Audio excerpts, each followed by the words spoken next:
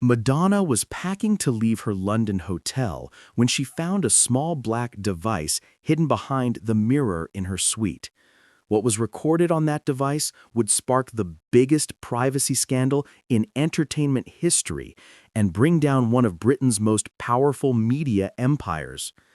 It was November 12, 2005, and Madonna had just finished a week-long stay at the Savoy during her promotion tour for Confessions on a Dance Floor.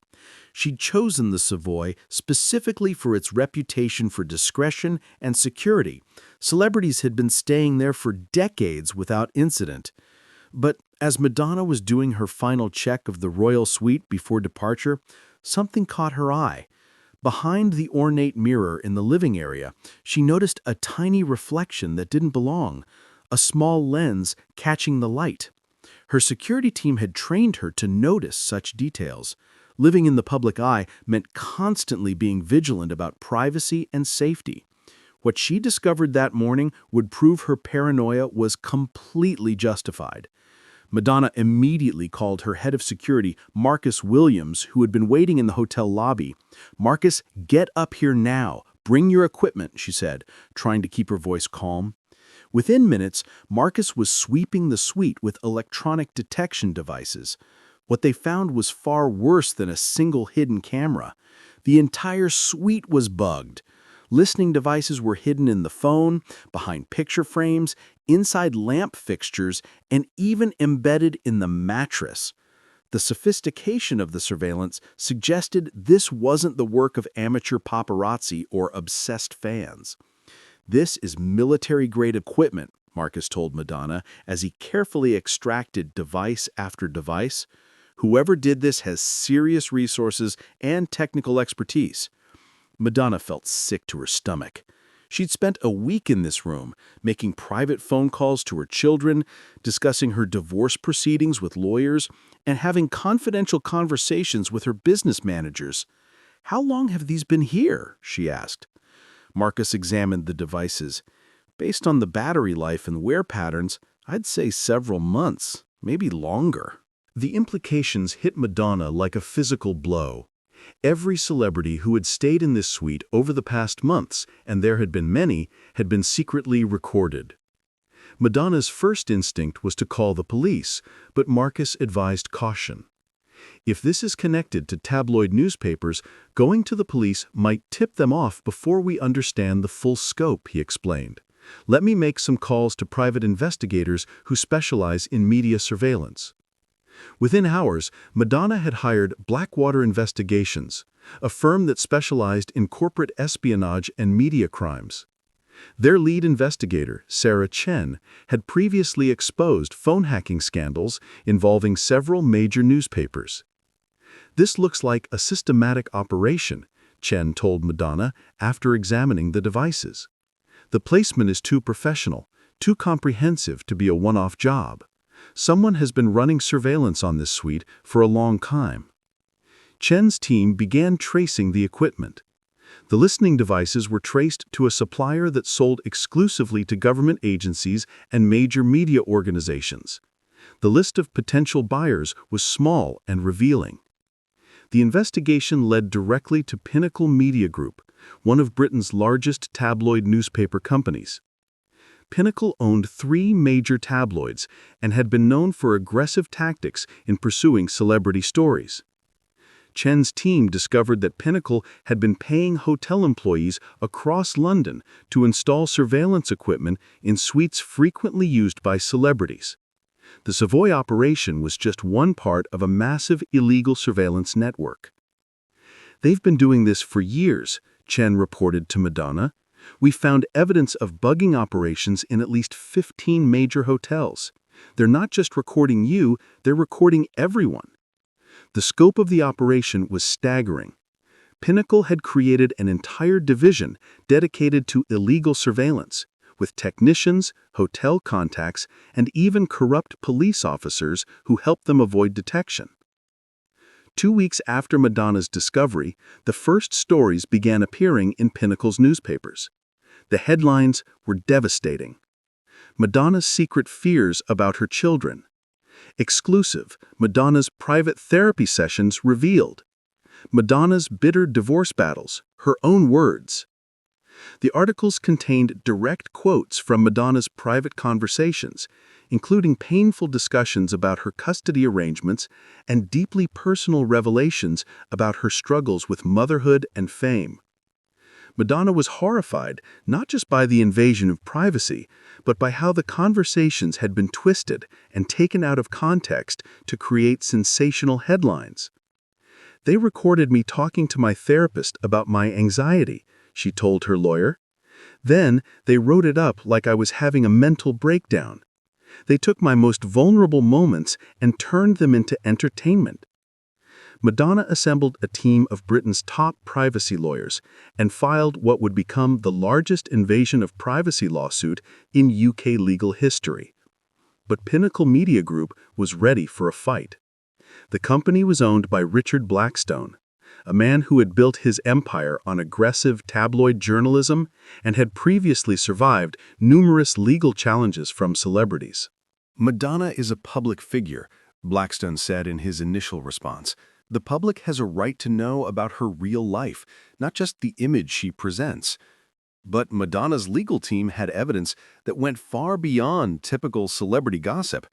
The recordings revealed intimate details about her children, her health, and her financial arrangements that had no legitimate public interest. This isn't journalism, Madonna's lead attorney argued in court. This is systematic criminal surveillance designed to manufacture scandal for profit. As the legal battle intensified, more evidence emerged about the extent of Pinnacle's surveillance operations. Former employees began coming forward with information about how the system worked. James Morrison, a former Pinnacle technician, provided devastating testimony about the company's methods. They had contacts in dozens of hotels, Morrison testified.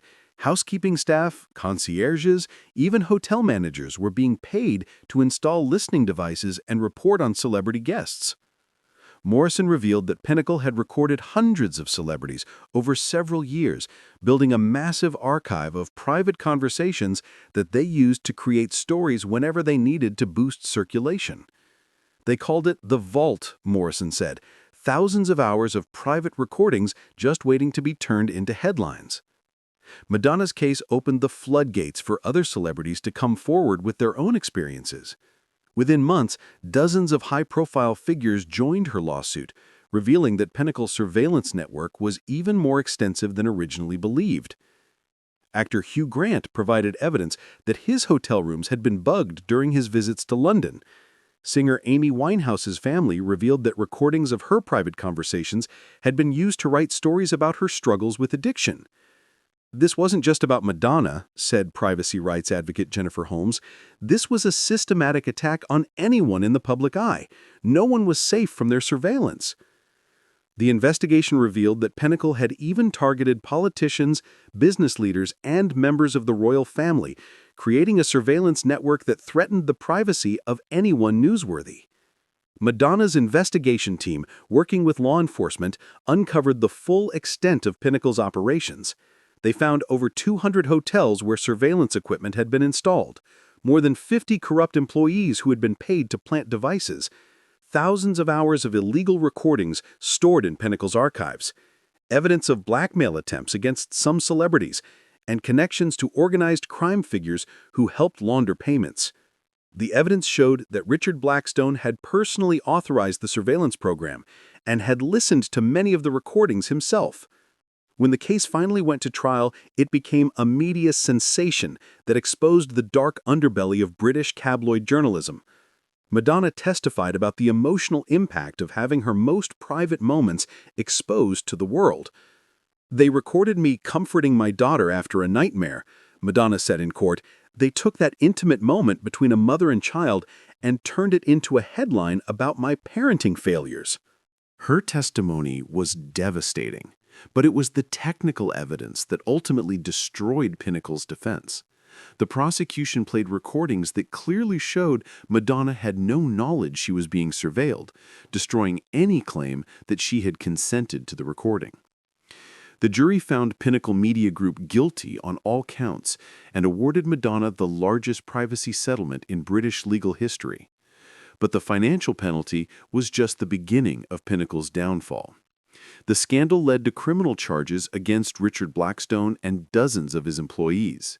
The company's stock price collapsed, and major advertisers pulled their contracts. Within 6 months, Pinnacle Media Group had filed for bankruptcy. Blackstone himself was sentenced to 5 years in prison for conspiracy to commit illegal surveillance. His media empire, built over 30 years, crumbled in less than a year. Madonna's victory had consequences far beyond one lawsuit. The scandal led to major reforms in British media law and journalism ethics. New privacy laws were passed that made celebrity surveillance a serious criminal offense. Hotels implemented strict new security protocols to prevent unauthorized access to guest rooms. The British press regulatory body was completely reorganized, with stronger powers to investigate and punish newspapers. Madonna's case changed everything, said media law professor David Richardson. Before this, tabloids operated with virtual impunity when it came to invading celebrity privacy. Now, there are real consequences. Despite her legal victory, the experience left lasting scars on Madonna. She became much more cautious about where she stayed and what she said in potentially monitored locations. "It changed how I live," she said in a later interview. "Now I assume I'm being watched everywhere I go. That's not paranoia, that's learned experience." She also became a vocal advocate for privacy rights, establishing a foundation that helps other victims of illegal surveillance pursue legal action. Even years later, Madonna continued to discover new recordings from the Pinnacle archive. The company had been so systematic in their surveillance that new evidence continued to surface as investigators worked through thousands of hours of illegally obtained material. Some recordings revealed attempts by Pinnacle to manufacture scandals by editing conversations out of context or combining statements from different time periods to create false narratives. They weren't just violating privacy, Madonna's attorney explained. They were creating fake news by manipulating private conversations to tell whatever story would sell the most newspapers. Madonna's fight against Pinnacle Media Group became a landmark case in privacy law and media ethics. Law schools now teach the case as an example of how celebrity surveillance can cross the line from journalism into criminal activity. The case also inspired similar lawsuits in other countries, leading to global reforms in how media organizations can legally gather information about public figures. Richard Blackstone, after serving his prison sentence, attempted to rebuild his media career, but found himself effectively blacklisted by the industry. He eventually moved to a small country where extradition laws were more favorable. The Savoy and other luxury hotels faced their own legal consequences for allowing the surveillance to occur. While they claimed ignorance of the bugging operations, investigations revealed that some hotel executives had been aware of unusual activity in celebrity suites. The hotel industry implemented comprehensive new security measures, including regular electronic sweeps of suites, background checks for all staff with access to guest rooms, and strict protocols for reporting suspicious activities. The Madonna case forced us to completely rethink hotel security, said hospitality security expert Michael Torres. We realized that protecting celebrity guests meant more than just keeping paparazzi out of the lobby. Years after the initial discovery, Madonna received one final vindication when previously sealed court documents revealed the true scope of Pinnacle's criminal enterprise.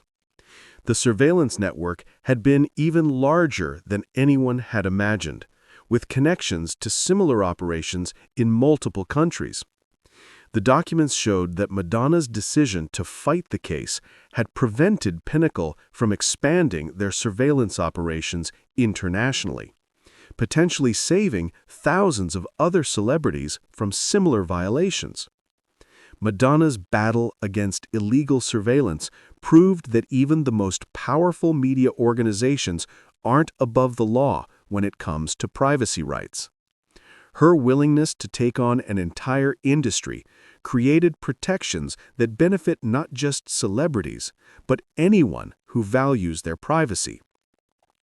The case established that private conversations, no matter who is having them, deserve legal protection. Madonna's victory helped create a world where hotel rooms are truly private spaces, not potential surveillance targets for unethical media organizations. Today, when celebrities check in to hotels around the world, they do so with privacy protections that didn't exist before Madonna found that small black device behind her mirror. Her discovery didn't just protect her own privacy, it protected the privacy of everyone who came after her. If this incredible story of privacy rights and media accountability moved you, make sure to subscribe and hit that thumbs up button. Share this video with anyone who cares about privacy rights and the importance of holding powerful media organizations accountable. Have you ever discovered your privacy was being violated? Let us know in the comments. And don't forget to ring that notification bell for more amazing stories about the fights that changed entire industries.